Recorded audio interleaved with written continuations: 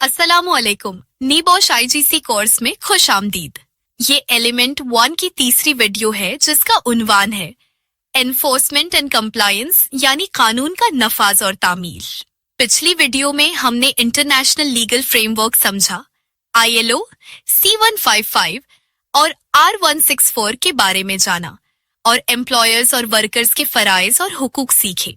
आज हम समझेंगे कि कानून को लागू कौन करवाता है, अगर कानून न माने तो क्या होता है, ISO जैसे दूसरे इंटरनेशनल स्टैंडर्ड्स क्या हैं और हेल्थ एंड सेफ्टी की इंफॉर्मेशन कहां से मिलती है। आइए शुरू करते हैं। इस वीडियो के इख्तिताम पर आप 4 अहम चीजें समझ जाएंगे। पहली चीज, आप एनफोर्समेंट एजेंसीज का रोल समझेंगे, यानी वो इदारे जो हेल्थ एंड सेफ्टी का कानून लागू करवाते हैं। दूसरी चीज, आप नॉन कंप्लायंस के कॉन्सिक्वेंसेस समझेंगे, यानी अगर कानून की खिलाफ वर्जी की जाए तो क्या नताइज हो सकते हैं। तीसरी चीज, आप दूसरे इंटरनेशनल स्टैंडर्ड्स के बारे में जानेंगे, खास तौर पर ISO 45001। और चौथी चीज, आप जानेंगे कि हेल्थ एंड सेफ्टी की मालूमात कहां से हासिल की जा सकती हैं। सबसे पहले समझते हैं कि एनफोर्समेंट एजेंसीज क्या है। एनफोर्समेंट एजेंसीज वो इदारे हैं जो हेल्थ एंड सेफ्टी के कानून को लागू करने के जिम्मेदार हैं। उन्हें आप हेल्थ एंड सेफ्टी की पुलिस फोर्स भी कह सकते हैं। एक अहम बात यह है कि दुनिया भर में कोई एक हार्मोनाइज्ड यानी मुश्तरका स्टैंडर्ड नहीं है। हर मुल्क का अपना सिस्टम है जो मुख्तलिफ हो सकता है, लेकिन कुछ जनरल प्रिंसिपल्स हैं जो ज्यादातर ममालिक में अप्लाई होते हैं। आइए उनको समझते हैं। इन्फोर्समेंट एजेंसीज के 4 बड़े काम होते हैं। पहला काम है प्रोवाइड एडवाइस यानी मशवरा देना। ये एजेंसीज एम्प्लॉयर्स की मदद करती हैं कि वो कानून को समझें और इस पर अमल करें। ये सिर्फ सजा देने वाले इदारे नहीं हैं, बल्कि मदद भी करते हैं। दूसरा काम है इन्वेस्टिगेट एक्सीडेंट्स यानी हादसात की तहकीकात करना। जब वर्क प्लेस में कोई एक्सीडेंट होता है तो ये एजेंसीज जांच करती हैं कि क्या हुआ और क्यों हुआ। तीसरा काम है टेक एनफोर्समेंट एक्शन यानी नफाज की कार्रवाई करना। अगर कोई एम्प्लॉयर कानून पर अमल नहीं कर रहा तो उसे मजबूर करना कि अमल करे। चौथा काम है स्टार्ट क्रिमिनल प्रोसीडिंग्स यानी क्रिमिनल केस शुरू करना। जो लोग या ऑर्गेनाइजेशंस कानून तोड़े उनके खिलाफ अदालत में केस करना।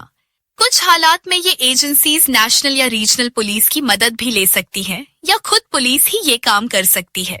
एनफोर्समेंट एजेंसीज के अलावा कुछ और बॉडीज भी हैं जो हेल्थ एंड सेफ्टी में किरदार अदा करती हैं। पहली है फायर अथॉरिटी यानी आग बुझाने वाला इदारा। बहुत से ममालिक में एक अलग फायर अथॉरिटी होती है जो फायर सेफ्टी का कानून लागू करती है और एम्प्लॉयर्स को मशवरा देती है। दूसरी है इंश्योरेंस कंपनीज यानी बीमा की कंपनियां। कुछ ममालिक में इंश्योरेंस कंपनीज का बड़ा किरदार होता है। वो बाकायदगी से इंस्पेक्शंस और ऑडिट्स करती हैं।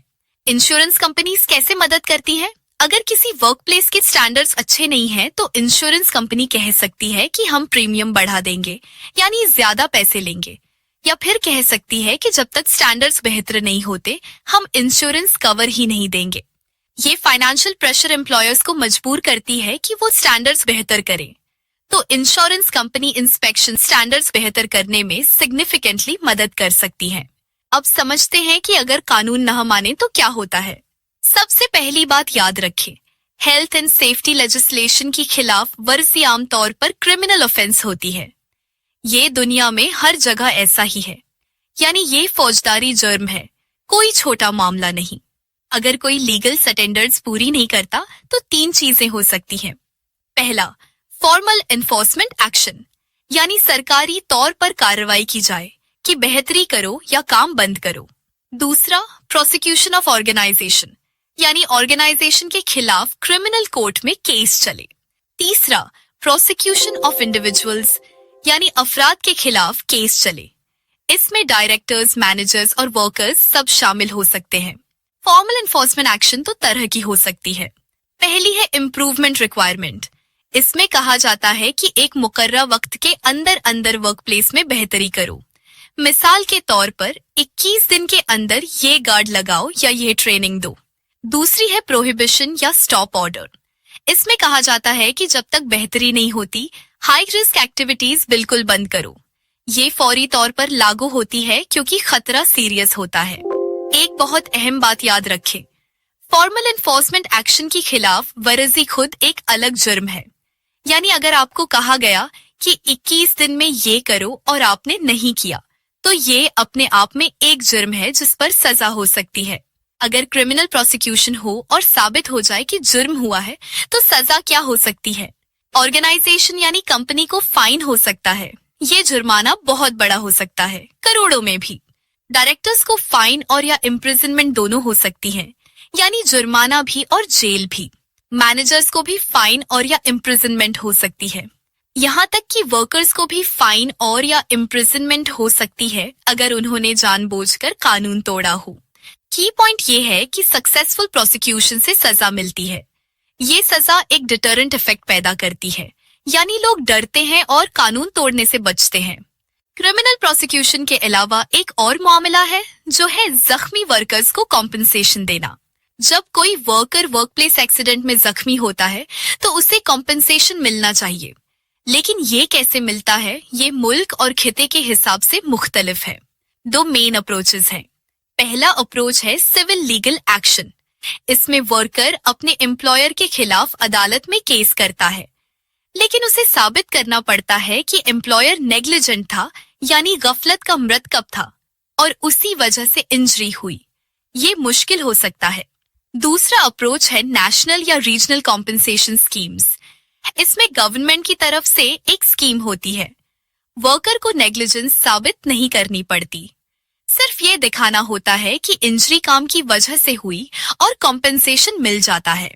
मुख्तलिफ ममालिक में मुख्तलिफ सिस्टम्स हैं। यहाँ एक इम्पॉर्टेंट कॉन्सेप्ट समझ लें जो है क्रिमिनल लॉ और सिविल लॉ का फर्क। क्रिमिनल लॉ का मकसद है रॉन्ग डूअर को सजा देना। केस कौन लाता है? स्टेट यानी हुकूमत। नतीजा क्या होता है? फाइन या इम्प्रिजनमेंट। स्टैंडर्ड ऑफ प्रूफ क्या है? बियॉन्ड रीजनेबल डाउट, यानी बगैर किसी माकूल शक के साबित होना चाहिए। सिविल लॉ का मकसद है विक्टिम को कॉम्पेंसेट करना। केस कौन लाता है? जख्मी शख्स खुद। नतीजा क्या होता है? कॉम्पेंसेशन पेमेंट यानी हर्जाने की रकम। स्टैंडर्ड ऑफ प्रूफ क्या है? बैलेंस ऑफ प्रोबेबिलिटी, यानी ज्यादा अमकान है कि ऐसा हुआ। एक बहुत अहम बात, एक ही इंसिडेंट पर दोनों लागू हो सकते हैं, यानी एम्प्लॉयर के खिलाफ क्रिमिनल प्रोसिक्यूशन भी हो सकती है और सिविल क्लेम भी। दोनों अलग अलग चलते हैं। अब समझते हैं दूसरे इंटरनेशनल स्टैंडर्ड्स के बारे में। आईएसओ का पूरा नाम है इंटरनेशनल ऑर्गेनाइजेशन फॉर स्टैंडर्डाइजेशन। ये दुनिया की सबसे बड़ी ऑर्गेनाइजेशन है जो मैनेजमेंट स्टैंडर्ड्स बनाती है। आईएसओ ने कई फेमस स्टैंडर्ड्स बनाए हैं। आईएसओ 9001 जो क्वालिटी मैनेजमेंट के लिए है, आईएसओ 14001 जो एनवायरमेंटल मैनेजमेंट के लिए है, और आईएसओ 45001 जो occupational health and safety management systems के लिए है। इन स्टैंडर्ड्स के बारे में कुछ अहम बातें। ये लीगल स्टैंडर्ड्स नहीं है, यानी कानून नहीं है।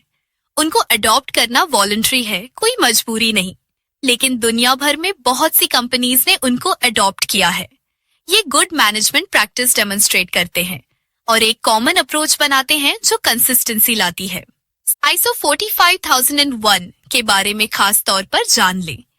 आईएसओ 45001 का मकसद है occupational health and safety risks और अपॉर्चुनिटीज मैनेज करने का फ्रेमवर्क फराहम करना।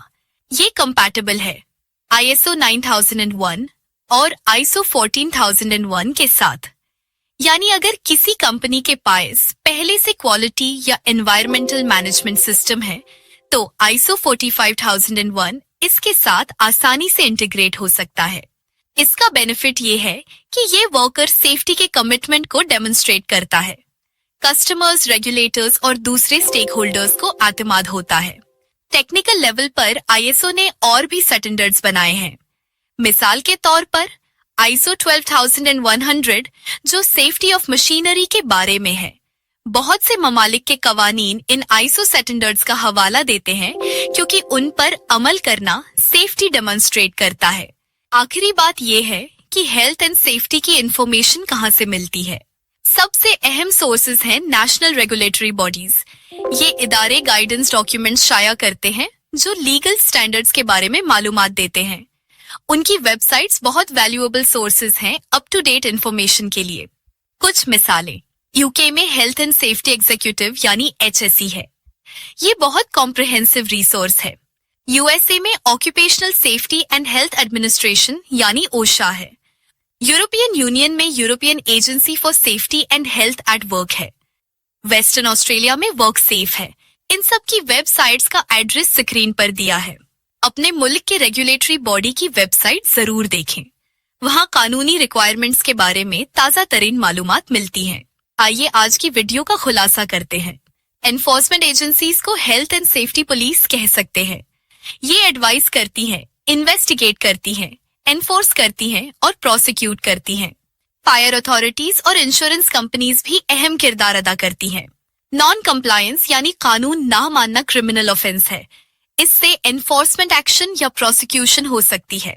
एनफोर्समेंट एक्शन दो तरह की है, इम्प्रूवमेंट रिक्वायरमेंट्स और प्रोहिबिशन या स्टॉप ऑर्डर्स। प्रोसिक्यूशन से ऑर्गेनाइजेशन और इंडिविजुअल्स दोनों को फाइन्स और या इम्प्रिजनमेंट हो सकती है। कॉम्पेंसेशन के लिए दो तरीके हैं, सिविल एक्शन जिसमें नेग्लिजेंस साबित करनी पड़ती है या नेशनल स्कीम्स जिसमें साबित नहीं करनी पड़ती। ISO 45001 एक international occupational health and safety management system standard है। ये वॉलंटरी है लेकिन बहुत सी कंपनीज उसे अडॉप्ट करती हैं। इंफॉर्मेशन के लिए HSE UK, OSHA USA, EU OSHA और अपने मुल्क के रेगुलेटरी बॉडीज की वेबसाइट्स देखें। अगली वीडियो में हम समझेंगे कि ऑर्गेनाइजेशंस में कौन क्या करता है। अल्लाह हाफिज।